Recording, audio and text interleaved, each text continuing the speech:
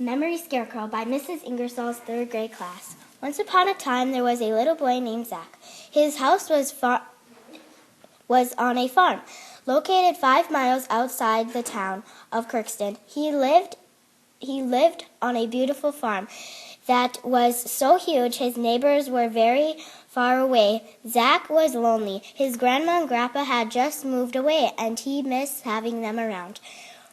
One day, Zach's dad told him he didn't have to be so lonely. He needed to find a way to remind himself of all the good times he used to have with his grandma and grandpa. That gave him an idea. He went to the attic to dig through all the old trunks from his grandparents.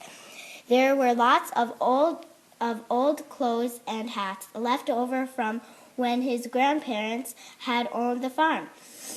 He found a plaid shirt that his grandpa used to wear. It made him think of the time he went to the pumpkin patch with him to find a perfect pumpkin for a jack-o'-lantern. He also found a big straw hat that his grandma used to wear when she worked in the garden. He remembered how pretty her flowers were.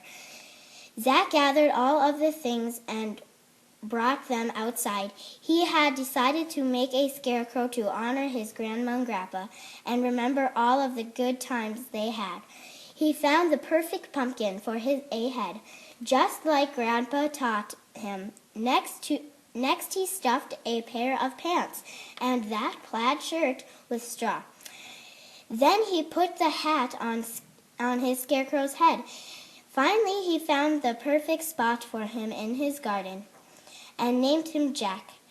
Now every time he looks at the scarecrow, he remembers all of the good times he had with his grandma and grandpa, and he can't wait to send them a picture of his new buddy Jack.